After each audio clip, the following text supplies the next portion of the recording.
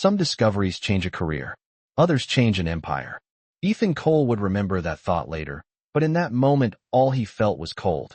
Real cold, the kind that burned the lungs and stiffened every joint. His shuttle had come down hard across a frozen plain that stretched for miles like a sheet of dull silver under a dim alien sun. The impact alarm had gone silent minutes ago, leaving only the whisper of wind scraping across the cracked hull. Ethan pushed himself out of the cockpit and dropped the final 3 feet to the ice, his boots crunching over a surface that looked smooth but felt like powdered glass. His visor display flickered weakly, struggling to keep a signal, but it still managed to read the temperature. 22 degrees below zero. Great, he muttered, breath fogging the inside of his collar. Vacation spot of the century. The sky above him wasn't blue like Earth's. It had a strange metallic color, somewhere between steel and violet, and the clouds drifted in long ribbon-like bands that moved slower than anything he'd ever seen. Ethan turned in a slow circle, scanning the empty horizon. No rescue beacon response. No satellites.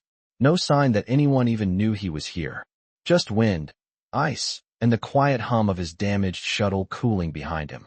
He knelt beside the landing strut and tapped the hull with the back of his glove. The metal gave a hollow sound. "Hold together, old girl," he said softly. "Just a few more hours." Ethan had spent most of his life fixing ships that didn't belong to him. Salvage work wasn't glamorous, but it paid enough to keep fuel in the tank and coffee in the thermos. Usually that meant drifting through forgotten asteroid belts or abandoned stations, not crash landing on a planet that didn't appear on half the star charts he owned. He stepped away from the shuttle and walked a few yards across the frozen ground. The wind tugged at his jacket and carried tiny crystals of ice that glittered like dust in the dim light. Something about the place made his skin prickle, the same quiet instinct that had kept him alive on more than a few questionable salvage jobs. It wasn't just the cold. It was the silence. No animal tracks. No distant engines. No sign that anything had ever lived here at all. Ethan exhaled slowly and rubbed the frost off his visor. "All right," he said to himself. "Step 1. Don't freeze." That was when the ground shifted under his boots. Not violently. Just a low, steady vibration that traveled through the ice like a distant heartbeat. Ethan froze, listening. The vibration came again, stronger this time, followed by the faint echo of something moving through the swirling snow. He turned toward the ridge about 50 yards away, squinting through the drifting ice crystals. At first he thought it was just the storm playing tricks on him. Then the shape stepped forward. Tall. Far taller than any human. Nearly 8 feet, maybe more. The figure moved with a calm, deliberate grace that didn't match the harsh wind around it. Armor, if that's what it was, caught the dim sunlight and reflected it in soft violet tones. And beneath that armor was skin that shimmered like polished crystal. Ethan's hand instinctively hovered near the multi-tool on his belt, though he knew it wouldn't do much good against someone that size. The figure stopped 10 feet away. For a moment neither of them spoke. Then the alien woman lifted her head slightly, studying him with luminous eyes that glowed like distant stars through the storm. Her voice came a moment later, deep, composed, and impossibly clear through the howling wind. "Human," she said quietly. Ethan blinked. His translator struggled for half a second, then caught up. He gave a small, crooked smile despite the freezing air biting at his cheeks. "Well," he said, lifting one hand in a casual half-wave, "that answers the question of whether this place is empty." The woman didn't smile. She simply stepped closer and looked at him with an intensity that made the cold feel suddenly very far away. The alien woman did not move for several seconds, and the longer she studied him the more Ethan felt the strange weight of her attention. It was not hostile. It was not even suspicious. It was something closer to curiosity, the kind a scientist might have when observing an unexpected result in a lab experiment. Snow drifted sideways across the frozen plain, whispering over the ice while the wind tugged gently at the edges of her tall, crystalline armor. Up close, she looked even more extraordinary. Her skin carried a faint iridescent sheen, shifting between violet and deep blue depending on how the dim sunlight struck it. Thin lines of light ran along the surface of her armor like quiet rivers of energy. Ethan cleared his throat and forced his shoulders to relax. Standing stiffly in the freezing air in front of an 8-foot alien ruler was not exactly part of his usual repair schedule, but panic had never solved a mechanical problem, and it probably would not solve this one either. So, he said slowly, I am guessing this is your planet. The translator in his collar hummed softly as it converted the words. The woman tilted her head slightly. The motion was subtle, but it carried an unmistakable authority. You are not authorized to be here, human, she replied. Her voice carried a smooth resonance that sounded almost musical despite the cold wind between them. Ethan exhaled a small cloud of white breath and glanced back toward the damaged shuttle behind him. Trust me, he said. This was not exactly a planned visit. For a moment the alien woman said nothing. Her luminous eyes moved from his face to the wrecked shuttle and back again, measuring every detail. Ethan had the odd feeling that she was cataloging him piece by piece, the way a salvage scanner might analyze a broken engine. Then she stepped forward. The vibration of her boots against the ice was so light it barely made a sound, yet Ethan could feel the subtle tremor through the frozen ground. When she reached him, she stopped only a few feet away. The wind slowed for a moment, as if the entire plane had paused to watch what would happen next. She drew a slow breath. Ethan noticed it immediately. Her posture shifted slightly, almost imperceptibly, but enough that he could tell something unexpected had caught her attention. Her eyes narrowed just a little, not in anger, but in concentration. Ethan frowned. Did I say something strange? He asked. She did not answer right away. Instead, she took another breath, deeper this time, as if testing the air around him. The faint glow along her armor pulsed once. Curious, she murmured. Ethan blinked. That is never a word you want to hear when someone is examining you. Her gaze returned to him with renewed focus. Human, she said slowly, what is your name? The question surprised him more than the towering alien queen standing in front of him. Ethan rubbed the back of his neck through his jacket collar. Ethan Cole, he replied. Salvage engineer. Unplanned visitor. She repeated the name quietly, as if tasting the sound of it. Ethan Cole. For the first time there was a faint shift in her expression. Not quite a smile, but something softer than the distant composure she had carried before. Ethan noticed it immediately. He also noticed the way the wind had begun to slow again around them, the frozen air almost still as she studied him. Then her voice lowered slightly, thoughtful and calm. Your presence here, she said, may be far more significant than you realize. Ethan raised an eyebrow. That sentence usually means trouble. The alien queen continued watching him for another long moment before she turned her head slightly toward the distant horizon, where pale towers of crystal rose faintly through the storm. When she spoke again, her tone carried the quiet certainty of someone used to giving orders that shaped entire worlds. You will come with me, Ethan Cole, she said. Ethan looked from her to the frozen wasteland surrounding them, and then back again. He let out a slow breath and gave a crooked half-smile. I have a feeling, he said, that saying no is not really an option. The wind had begun to calm by the time Ethan started walking beside her, though the cold still pressed against his lungs like a heavy weight. The frozen plain stretched endlessly around them, pale silver under the strange metallic sky, and every step made a soft crunch that echoed farther than it should have in the quiet. Ethan kept his hands loose at his sides, partly to stay warm and partly because sudden movements around a towering alien ruler did not seem like a great idea. He glanced up at her as they walked. From this close the difference in their height felt even more dramatic. Her stride was long and effortless, each step carrying her across the ice with a calm precision that made Ethan feel like a slightly clumsy tourist on a glacier. So, he said after a moment, his breath forming thin clouds in the air.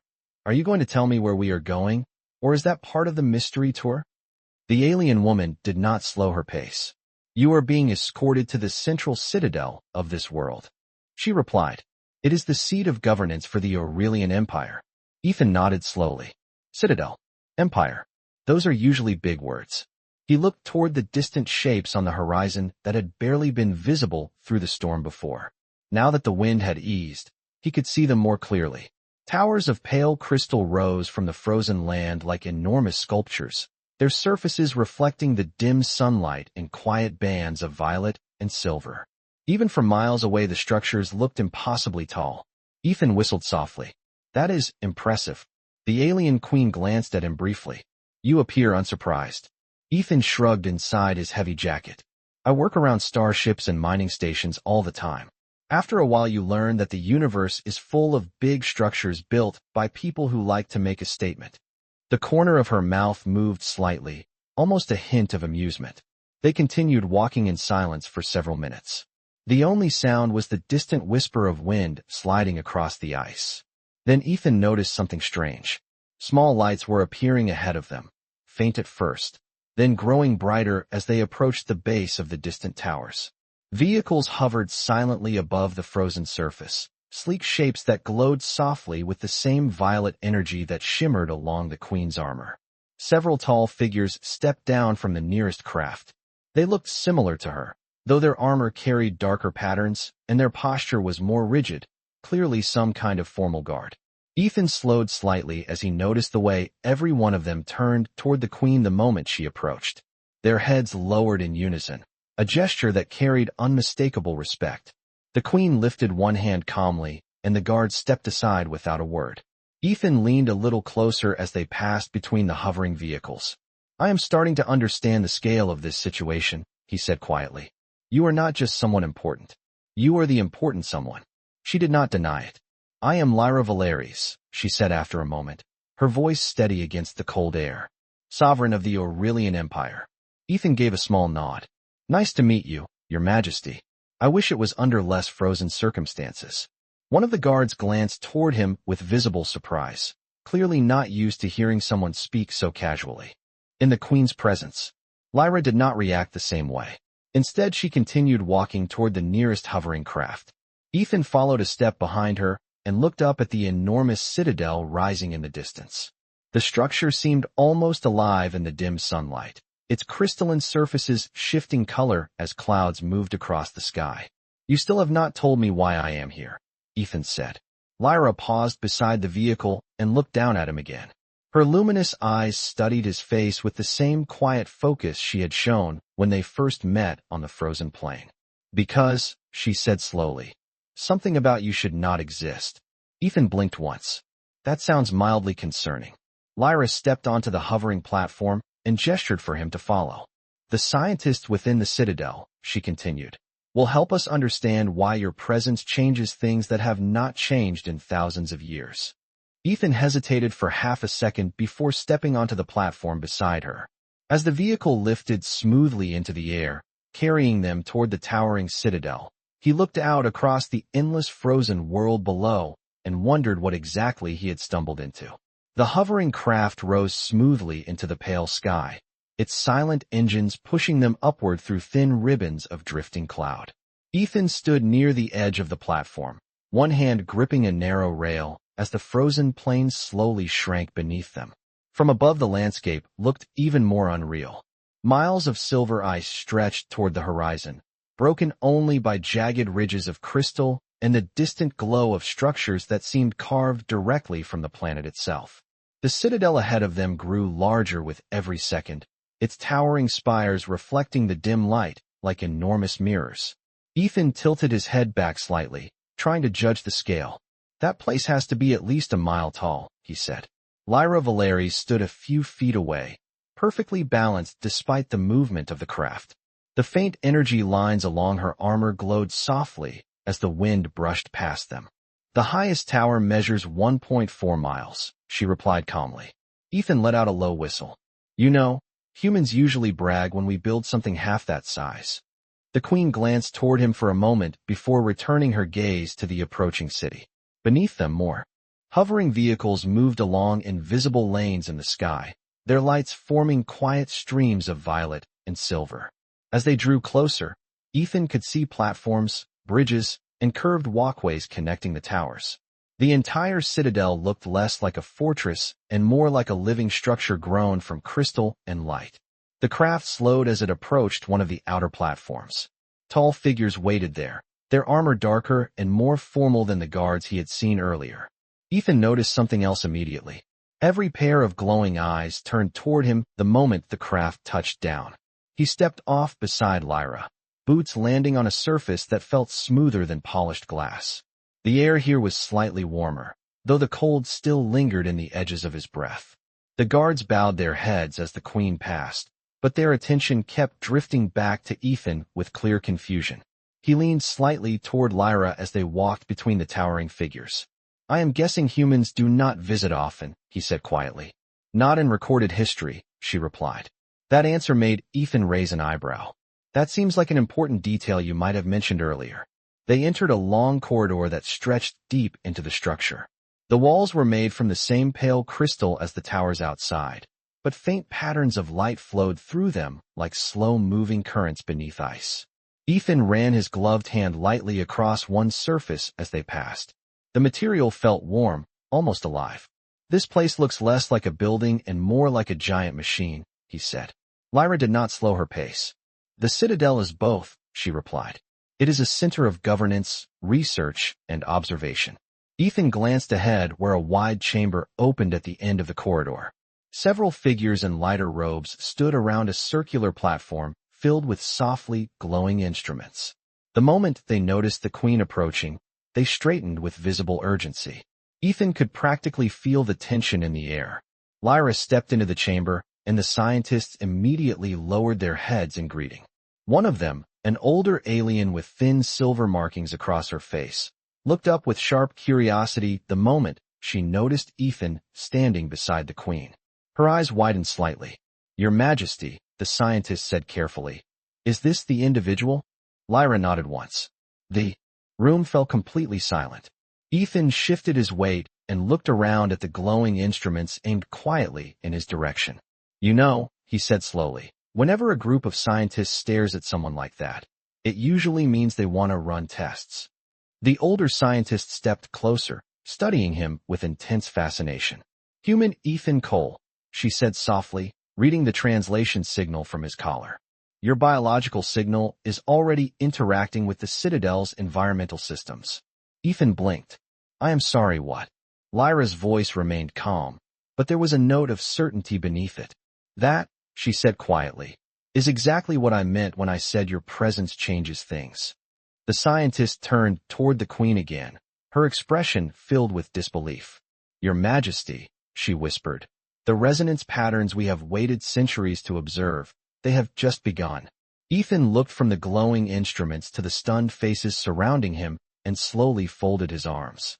"Well," he said, "that definitely sounds like the beginning of a very strange day." The chamber remained silent for several long seconds after the scientist spoke, as if the entire citadel itself had paused to listen. Ethan shifted slightly where he stood in the center of the circular platform, the faint glow of alien instruments reflecting off the ice crystals still clinging to his boots. Around him, the scientists moved carefully, adjusting floating displays and studying streams of symbols that drifted through the air like soft holographic fog. He did not understand most of what he was seeing, but one thing was very clear. Every single one of those glowing readouts was focused on him. Ethan exhaled slowly and rubbed his gloved hands together. "All right," he said calmly. "Before anyone starts measuring my skull or asking me to step into a glowing tube, maybe someone could explain what exactly is happening." The older scientist with the silver facial markings looked toward Queen Lyra first, as if asking silent permission. When the queen gave a small nod, the scientist stepped closer to Ethan, studying him with a mixture of fascination and disbelief. "Human Ethan Cole," she said carefully. "The citadel you are standing in was built to monitor something our civilization has searched for across thousands of years." Ethan raised one eyebrow. "That sounds like a long research project." The scientist gestured toward the circular platform beneath his feet. The crystal floor shimmered faintly, and Ethan felt a subtle vibration travel through his boots. It was gentle, almost like the quiet hum of a distant engine. "This structure is not only a seat of leadership," she continued. "It is also a resonance observatory. It detects biological signals that can interact with the planetary systems of our world." Ethan glanced down at the glowing surface beneath him. "And let me guess," he said slowly. "Mine just triggered something." The scientist nodded once. Several nearby instruments shifted color from pale blue to bright violet, and a quiet ripple of astonishment moved through the gathered researchers. Lyra Valeri stood a few steps away, her tall figure framed by the flowing crystal walls of the chamber. She watched Ethan with the same steady focus she had shown since the moment they met on the frozen plain. For centuries, she said calmly, our people believed that the resonance required to awaken these systems had been lost to time. Ethan folded his arms across his chest, trying to ignore the fact that the floor beneath him seemed to glow slightly brighter every few seconds. And now you think a guy who fixes broken cargo ships accidentally walked in and turned the lights on. The scientist hesitated, then answered honestly. Yes. Ethan let out a short breath that almost became a laugh. That is definitely not something I expected to hear when I woke up this morning. Another display flickered to life beside the platform, projecting a slowly rotating pattern of light into the air. The pattern pulsed gently in time with the faint vibration beneath Ethan's boots. One of the younger researchers leaned forward with wide eyes. The resonance is stabilizing, she whispered. The older scientist nodded, clearly stunned. It is synchronizing with his biological signal. Ethan looked between the glowing projection and the quiet amazement on every alien face in the room. You all keep using that word resonance, he said. What exactly does that mean? Lyra stepped closer to the platform, the soft glow of the instruments reflecting in her luminous eyes. It means, she said quietly, that something about you interacts with our world in a way no one believed possible anymore. Ethan stared at her for a moment. And that is good news, right? The queen did not answer immediately. Instead, she studied the glowing pattern hovering above the platform, watching the light pulses align more perfectly with every passing second. When she finally spoke, her voice was thoughtful but steady. That, she said, is exactly what we must discover. Ethan glanced down again as the floor beneath him emitted another soft wave of light. The vibration was stronger now, not uncomfortable, but unmistakably alive. He lifted his head and looked around the massive chamber filled with alien technology that had apparently waited centuries for someone like him to show up. Well, he said quietly, this salvage job just got a lot bigger than I expected. The quiet vibration beneath Ethan's boots continued to pulse through the crystal platform, steady now, like a slow heartbeat echoing through the massive chamber.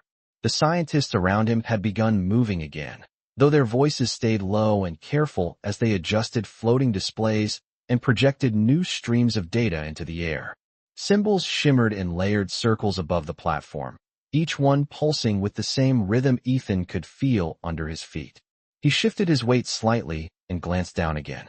The surface beneath him glowed brighter for a moment before settling into a soft violet hue. I am going to assume that the floor lighting up when I stand on it is not normal, he said. One of the younger researchers looked up from her console with wide eyes. It has not happened in recorded history. Ethan nodded slowly. That definitely qualifies as not normal. Queen Lyra Valeries remained calm, though the attention in her gaze had sharpened. She stepped closer to the platform, studying the patterns of light with the same focus a navigator might give a star chart. The faint glow reflected across the polished surface of her armor, turning the flowing energy lines along its edges into soft ribbons of silver and violet. Report, she said quietly. The older scientist with the silver markings glanced at the rotating projection hovering above the platform. The pattern had become more complex, expanding outward in layered waves of light. The resonance field is stabilizing, she said. It is no longer reacting randomly. It is adapting to the human signal. Ethan lifted his hands slightly in a gesture that was half surrender and half confusion. When you say adapting, do you mean the building is reacting to me specifically? The scientist hesitated for a moment before answering. Yes. Ethan exhaled slowly and glanced around the massive chamber. Again, the crystal walls glowed faintly with the same rhythmic pulse now spreading outward through the citadel. He could see distant corridors briefly brighten and dim in response, as if the entire structure had become aware of something new moving inside it. Well, he said, that is not a small reaction. One of the scientists adjusted a floating control and a larger projection appeared above the platform. The image showed a map of the planet beneath them, its icy surface covered with faint lines of energy that stretched across continents like glowing rivers. As the projection stabilized, several of those lines began to brighten.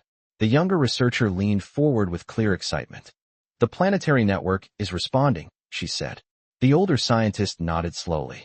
It is awakening dormant pathways. Ethan looked up at the glowing map and then back at the queen. Dormant pathways sounds important. Lyra studied the projection carefully before answering.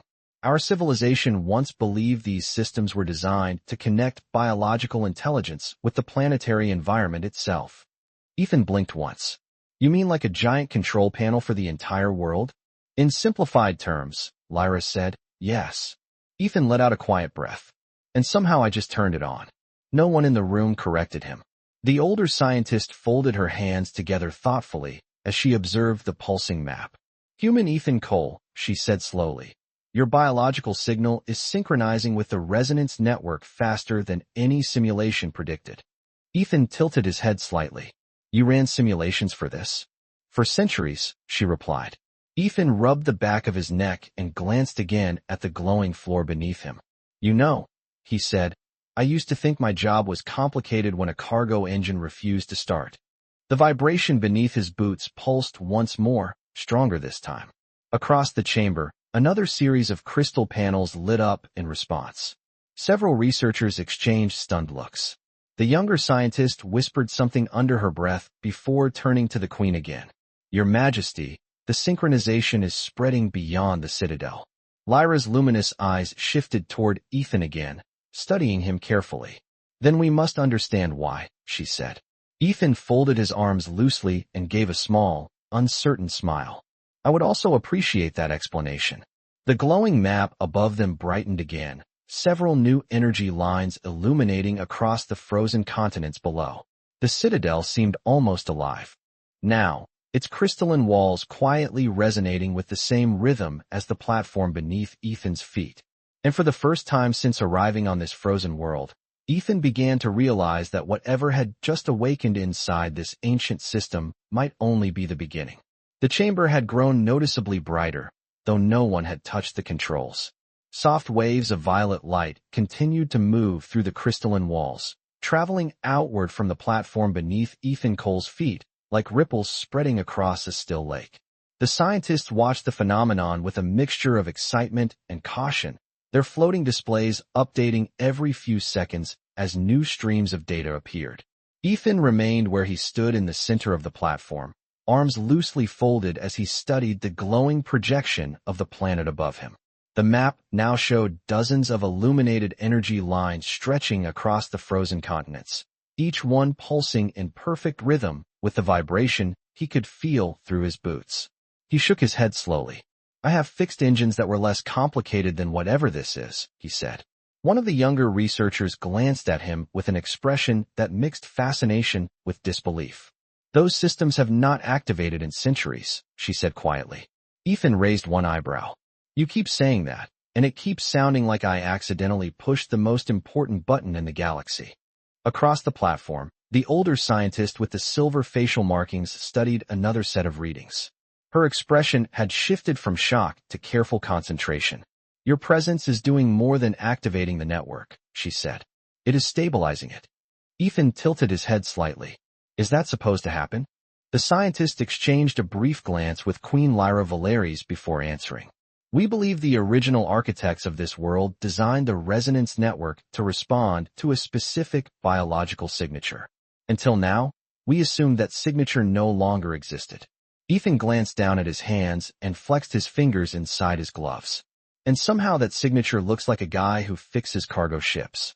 Lyra stepped closer to the platform again, her luminous eyes reflecting the slow pulses of the glowing instruments. She studied Ethan carefully, not with suspicion, but with something closer to thoughtful curiosity. Your species developed on a distant world far from this empire, she said. Yet the resonance responds to you as if it has been waiting. Ethan met her gaze. Waiting for a human? Lyra did not answer immediately. The faint glow along her armor shifted again as another wave of energy passed through the chamber. In the distance, beyond the tall archways of the laboratory, Ethan could see the citadel's outer corridors brightening in sequence like rows of quiet stars switching on one by one. One of the scientists suddenly leaned closer to her console. Your Majesty, she said quickly. The resonance signal is expanding again. The floating projection of the planet rotated slightly as new data appeared across its surface.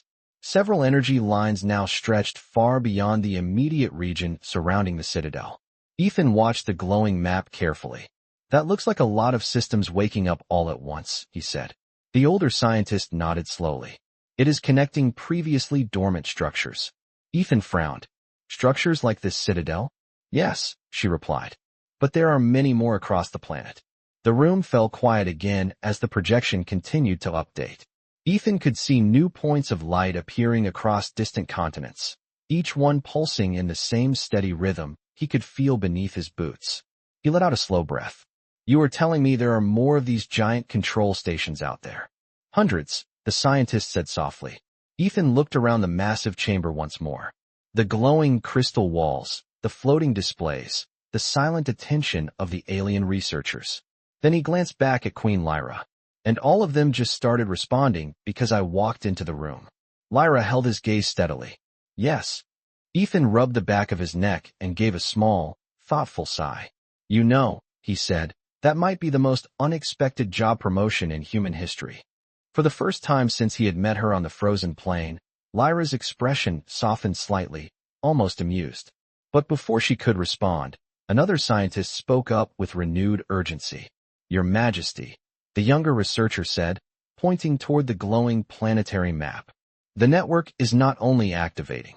Ethan looked up just as the projection brightened again, the energy lines forming a far more complex pattern than before. The scientist swallowed and finished her sentence quietly. It is synchronizing with him. The chamber fell silent again as every pair of glowing alien eyes slowly turned toward the human standing in the center of the platform. For several seconds no one in the chamber spoke. The glowing projection of the planet continued to rotate slowly above the platform, its network of energy lines growing brighter with every pulse that moved through the citadel. Ethan Cole stood quietly at the center of it all, feeling the steady vibration beneath his boots and wondering how a normal salvage job had somehow turned into the most important scientific event on an alien world. The silence finally broke when one of the younger researchers stepped closer to her console again. The synchronization rate is increasing, she said carefully. Ethan glanced at the glowing map overhead. The lines of light now formed an intricate pattern that stretched across the frozen continents like a living web. Increasing sounds like it might not stop anytime soon, he said. The older scientist studied the display with intense concentration. No system instability detected, she replied. The network is adjusting to him, as if his signal was expected. Ethan looked from the scientist to Queen Lyra Valeris. You keep using words like expected and waiting, he said slowly. That usually means someone designed this system with a purpose. Lyra's luminous eyes moved briefly to the rotating projection above them. Yes, she said quietly. But the original architects of these structures vanished thousands of years ago. Ethan tilted his head slightly. So you have a planetary system that reacts to biological signals, a network of giant machines scattered across the planet, and no one knows who built them. The older scientist nodded once. That is correct. Ethan exhaled softly. You realize that sounds exactly like the beginning of a very complicated mystery.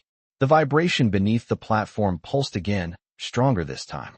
Several of the crystal walls brightened in response, sending waves of light flowing through the corridors beyond the laboratory.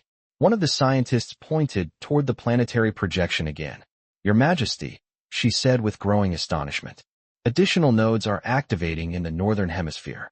The projection shifted, highlighting several distant points across the icy terrain.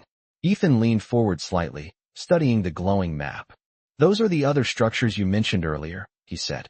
Yes, the older scientist replied. Each one is now responding to the same resonance signal. Ethan crossed his arms and gave a small, thoughtful nod. Which means whatever this network was built to do, it was never meant to run from a single location. Lyra looked toward him again. You believe the systems are designed to operate together. Ethan shrugged lightly. I fix machines for a living. When you see a network this big, it usually means every part is connected to something else. The younger researcher adjusted another control, and the projection expanded outward, revealing an even larger pattern spreading across the planet. The glowing energy lines now formed a complex geometric design that pulsed steadily with the rhythm Ethan could still feel beneath his feet. The scientist stared at the display with wide eyes. The entire network is beginning to align, she whispered. Ethan looked up at the expanding projection. Align for what? The older scientist hesitated before answering. We do not know. Lyra remained silent for a moment as she observed the shifting patterns. Then she stepped closer to the platform again. Her voice was calm, but the attention in her gaze had deepened. Human Ethan Cole, she said. Your arrival has awakened something that has slept for centuries. Ethan gave a small half-smile. I am starting to notice that. The planetary projection brightened again, the network of glowing lines now forming a shape that none of the scientists had ever seen before. The younger researcher leaned forward, her voice barely above a whisper. Your Majesty, the network is no longer simply responding to him. Ethan raised an eyebrow. That does not sound reassuring. The scientist swallowed and finished her sentence. It is beginning to reorganize itself around him. The chamber fell silent again as the massive crystal walls of the citadel pulsed softly with the same steady rhythm, as if the entire world had suddenly recognized the presence of the human standing quietly at the center of the platform. The silence that followed the scientist's words felt heavier than the frozen storms outside the citadel walls. Ethan Cole stood at the center of the glowing platform, staring up at the planetary projection as the vast network of light continued to reorganize itself across the holographic globe. What had once looked like scattered energy lines now formed a pattern that was unmistakably structured, almost like a constellation map slowly rotating into perfect alignment. The vibration beneath his boots pulsed again, deeper this time, and the crystal floor responded with a brighter wave of violet light that spread outward through the chamber. Several scientists instinctively stepped back from their consoles, not in fear, but in stunned awe. Ethan rubbed the back of his neck and let out a slow breath. I'm going to go ahead and say that when an entire alien planet reorganizes its systems around you, that probably qualifies as a big deal. The older scientist with the silver facial markings did not take her eyes off the display. Human Ethan Cole, she said quietly.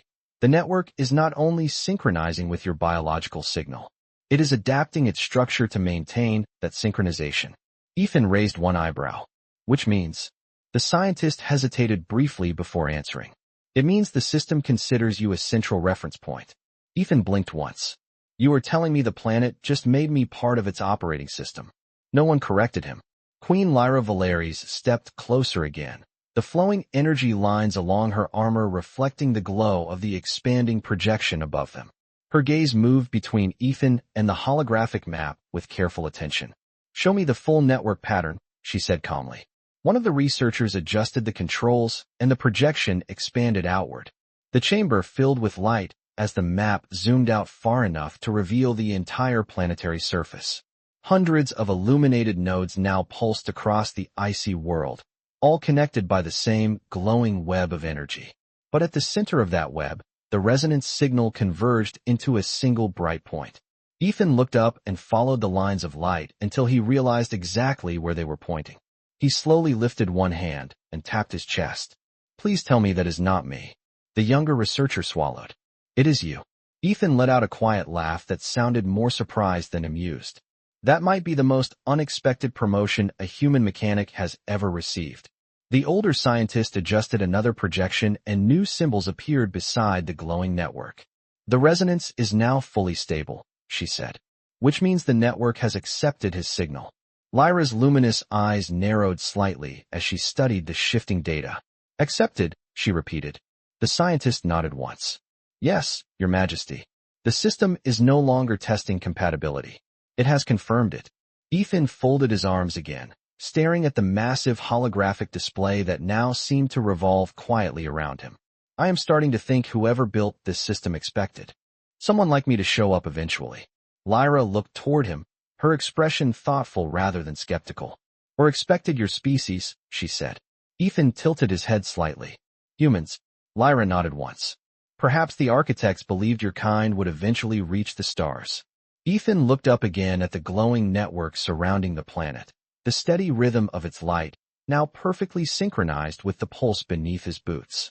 The entire citadel hummed softly with energy, as if the world itself had awakened from a very long sleep. After a moment he gave a small, thoughtful smile. You know, he said quietly, I came here looking for spare parts and maybe a salvage contract. He glanced around the chamber at the stunned scientists and the glowing alien technology that now seemed to recognize him as something important. Instead, I think I accidentally turned on a planetary system that has been waiting thousands of years. No one in the room disagreed. The projection above them pulsed once more, brighter than before, and the intricate web of energy across the frozen world locked into perfect alignment around the human standing calmly at the center of the platform. The planetary projection continued to glow above the platform, its vast network of light now perfectly aligned around a single central point. Ethan Cole stood quietly beneath it, staring up at the enormous pattern as if he were looking at a living star map that had somehow decided he was part of its design. The steady vibration beneath his boots had become stronger but still calm, like the low hum of an engine running smoothly after years of silence. Around the chamber, the scientists worked quickly now, their earlier shock replaced with focused urgency as streams of new data flooded their floating displays. One of the researchers adjusted a control panel and several new symbols appeared beside the glowing network. The older scientist with the silver facial markings studied them carefully. "The system is entering a stabilization phase," she said. Ethan glanced up at the projection again. "Which means the planet is finished waking up?" The scientist shook her head slowly. "No, it means the activation was only the first stage." Ethan let out a quiet breath. Of course it was. Queen Lyra Valeries stood near the edge of the platform, watching the expanding projection with calm authority. The violet light reflected across the polished surface of her armor, making the flowing energy lines along its edges shimmer softly, as if they were part of the same resonance spreading through the citadel. She looked toward the scientists. "Explain." The older researcher nodded respectfully. "Your Majesty, the resonance network was designed as a layered system. The initial synchronization identifies a compatible biological signal." She gestured toward Ethan without looking away from the display. "The second stage begins when that signal stabilizes." Ethan crossed his arms again. "Let me guess. That second stage involves a lot more machines waking up." The younger scientist checked her console and nodded. "Correct." The planetary projection shifted again, zooming closer to one of the glowing nodes far across the frozen continent. A massive crystalline structure appeared in the holographic image, nearly identical in design to the citadel itself. The structure pulsed with the same steady rhythm as the platform beneath Ethan's feet. "Another observatory complex," the older scientist said quietly. "It has been dormant for over 800 years. Ethan tilted his head slightly. "And now it is active." "Yes," she replied. The projection shifted again, revealing another distant structure lighting up across the planet's southern hemisphere. Then another, and another. Within seconds, dozens of nodes began pulsing across the holographic map. Ethan stared up at the rapidly expanding pattern. "You were not kidding when you said there were hundreds of these things." Lyra's luminous eyes followed the spreading lights across the projection. "The architects built a planetary network," she said thoughtfully. "Not a single machine." The younger researcher nodded quickly. "And the network is now responding as one unified system." Ethan rubbed his chin slowly as he watched the lights continue to appear across the frozen world. "That means whatever this system was designed to do, it requires all of them." No one in the room argued with that conclusion. The older scientist adjusted another display, and a new set of readings appeared beside the projection. Her expression changed immediately. "Your Majesty," she said carefully. Lyra turned toward her. "What is it?" The scientist hesitated before answering. "The resonance field is no longer limited to the planetary network." Ethan looked down at the glowing platform beneath him again. The vibration had changed slightly.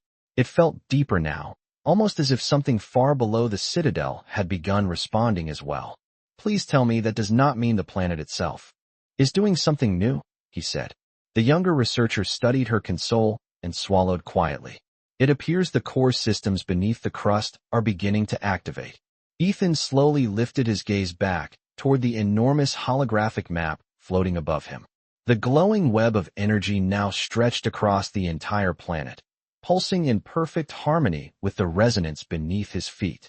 He gave a small, thoughtful sigh. "So the machines on the surface just woke up," he said. He glanced at Lyra and then back at the expanding network of light. "And now the planet itself is starting to join the conversation." The chamber remained silent as the massive crystal walls of the citadel pulsed once more with the same steady rhythm, as if the ancient world beneath them had finally recognized that the long-awaited signal had arrived. The deep vibration beneath the citadel floor continued to strengthen, spreading through the crystalline chamber in steady pulses that were no longer subtle. Ethan Cole felt it clearly now, not just through the soles of his boots, but through the air itself, like the low hum of a massive engine slowly reaching full power. Above him, the planetary projection brightened again, the glowing network of energy lines stretching across the frozen world like a living nervous system. Every node pulsed in perfect rhythm with the platform beneath his feet. Around the chamber, the scientists moved quickly between their consoles, their voices low but filled with a rising mixture of awe and urgency. One of the younger researchers leaned over her display and spoke first. "The core resonance signal is increasing in amplitude," she said. Ethan glanced toward her. "That sounds like something is getting louder." The older scientist with the silver facial markings nodded slowly while studying a new stream of data. "Yes," she said. "The deeper planetary systems are now fully responding." Ethan folded his arms again and looked down at the glowing platform beneath him. The crystal floor radiated soft waves of violet light that traveled outward through the chamber walls and down the long corridors of the citadel. Even the distant towers visible through the tall crystal windows were beginning to glow faintly, reflecting the same rhythm. "So the machines woke up," he said thoughtfully. "Then the network woke up. Now the planet itself is responding." The younger scientist nodded. "Correct." Ethan exhaled slowly. "That is escalating. Faster than I expected." Queen Lyra Valeries stood near the edge of the platform, her tall figure illuminated by the flowing patterns of light surrounding the chamber. Her expression remained composed, though the attention in her luminous eyes had sharpened as she observed the shifting projections above them. "Display the planetary core readings," she said calmly. One of the researchers adjusted a floating control panel, and the projection changed instantly. The image of the planet faded into a layered cross-section showing the icy crust, the deep mantle, and far below that a glowing central core of energy that pulsed slowly like a distant star. Ethan leaned forward slightly as he studied the holographic image. "That looks important." The older scientist answered without looking away from the display. "It is the heart of this world's energy system." Ethan pointed toward the pulsing core. "And that pulse matches the resonance signal up here." The scientist nodded once. "Yes." Ethan gave a quiet whistle. "So the system does not just connect the structures on the surface. It connects the entire planet." The younger researcher turned another display toward the Queen. "Your Majesty, the synchronization is now complete across all primary nodes." Lyra's gaze remained steady on the projection. "Meaning?" The scientist hesitated for a moment before answering. "Meaning the network has fully accepted the human signal as its central reference." Ethan raised one eyebrow. "You keep saying that like it is a good thing." The older scientist finally looked toward him again. "We do not yet know if it is good or bad," she said honestly. Ethan nodded slowly. "Fair answer." The projection above them brightened again as the glowing core of the planet pulsed once more. The vibration beneath Ethan's feet responded instantly, sending another wave of light through the citadel walls. For a moment, the entire chamber glowed as if illuminated from within. One of the younger researchers suddenly leaned closer to her console, her eyes widening as a new set of symbols appeared across the display. "Your Majesty," she said quietly. Lyra turned toward her. "Report." The scientist hesitated before speaking again. "The system is initiating a final stage of activation." Ethan tilted his head slightly. "Let me guess. That stage probably involves me." The scientist looked directly at him and nodded. "Yes." Ethan let out a slow breath and glanced once more at the glowing network surrounding the entire planet. The ancient machines had awakened. The planetary core had responded. And now, standing quietly at the center of the resonance platform, Ethan began to realize that whatever came next would depend entirely on the signal the world had chosen to follow. The chamber grew almost completely still after the scientist spoke those words. Ethan Cole stood quietly at the center of the glowing platform, while the final stage of activation began unfolding around him. The vibration beneath his boots deepened again, no longer a simple pulse but a layered rhythm that seemed to echo through the entire structure of the citadel. The crystal floor beneath him brightened, sending a soft column of violet light upward around the platform. Above him, the planetary projection shifted once more. The glowing network of energy lines that covered the frozen world began to move, not randomly, but with clear intention. The lines slowly rotated across the holographic globe until they formed a vast geometric pattern that stretched from pole to pole. Hundreds of illuminated nodes across the planet now pulsed in perfect harmony. Ethan watched the transformation in silence for several seconds before speaking quietly. That looks like the system just finished organizing itself. The older scientist with the silver facial markings studied her readings carefully. Yes, she said. The network has completed its alignment phase. Ethan glanced down at the glowing platform beneath him again. The light surrounding his feet now formed a circular pattern etched into the crystal surface, as if the platform itself had been designed for this moment. And now it is waiting, he said. Queen Lyra Valeries stepped closer to the edge of the platform, her tall silhouette outlined by the expanding glow of the chamber walls. The luminous lines within her armor reflected the same rhythm now resonating through the citadel. Waiting for what? She asked calmly. The younger scientist looked at her console again and hesitated before answering. For confirmation. Ethan raised an eyebrow. Confirmation of what? The scientist slowly lifted her gaze toward him. Your response. The chamber fell silent again. Ethan looked from the scientist to the massive planetary projection above him.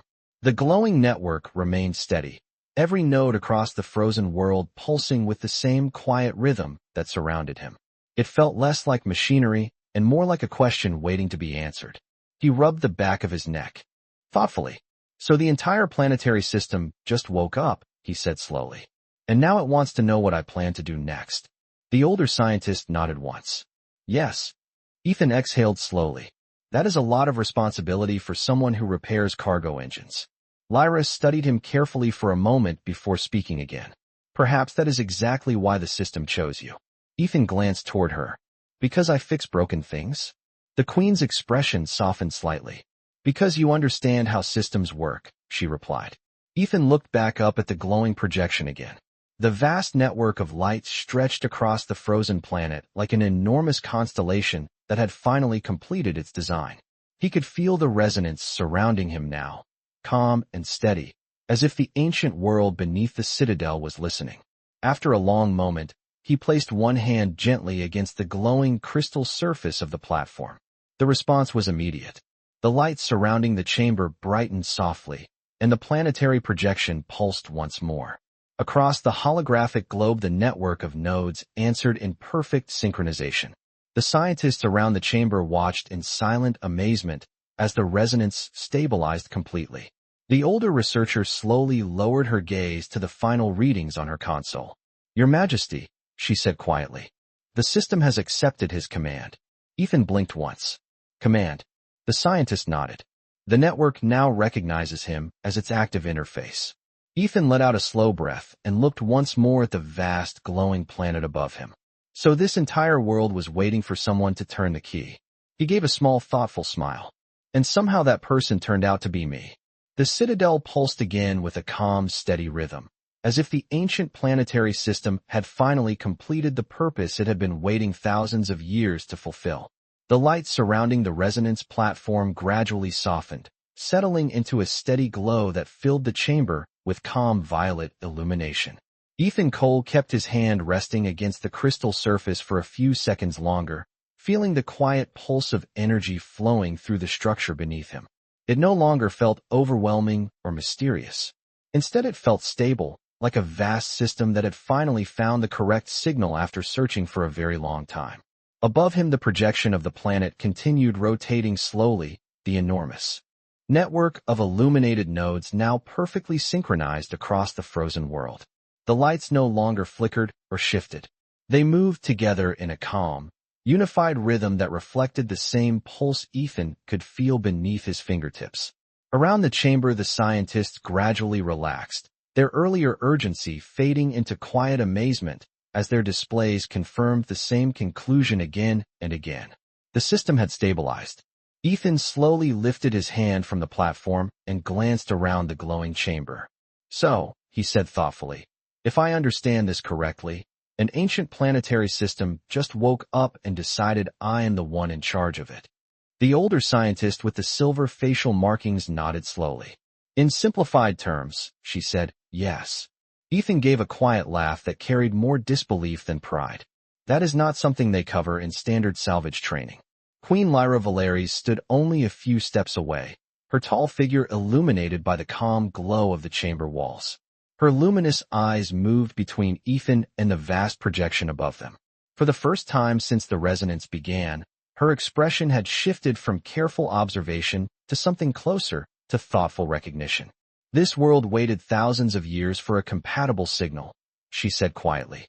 And that signal arrived with you. Ethan looked up at the glowing planet again. The frozen continents, the hundreds of awakened structures, the energy network that now pulsed in perfect balance. I still do not understand why a human would trigger something like this, he admitted. The older scientist glanced toward the projection once more. Perhaps the architects who built this system expected your species to eventually reach the stars. Ethan rubbed the back of his neck thoughtfully. That would be a pretty optimistic long-term plan. Lyra stepped closer to the platform again. The energy lines along her armor shimmered faintly in response to the resonance surrounding them. She studied Ethan carefully for a moment before speaking again. The network does not simply recognize you as its interface, she said. It responds to your decisions. Ethan looked toward her, meaning. Lyra gestured slightly toward the enormous planetary projection above them, meaning that every system across this world now waits for your guidance. Ethan followed her gaze back to the glowing network stretching across the planet. He could see hundreds of nodes still pulsing calmly, each one part of a system that had remained silent for centuries until a human mechanic accidentally walked into the right place at the right time. He folded his arms loosely and shook his head with a small, thoughtful smile. You know, he said quietly, I came here looking for salvage parts and maybe enough credits to repair my shuttle. He glanced once more at the massive glowing planet, slowly rotating above the platform. Instead, I think I just inherited the keys to an entire world. The chamber remained peaceful as the resonance continued pulsing gently through the citadel walls. Outside the crystal towers, the frozen landscape stretched endlessly beneath the dim alien sun, now connected by a planetary system that had finally awakened after thousands of years of silence. And at the center of it all stood a human who had never planned to become part of a civilization's future, yet somehow had become the signal an ancient world had been waiting to hear.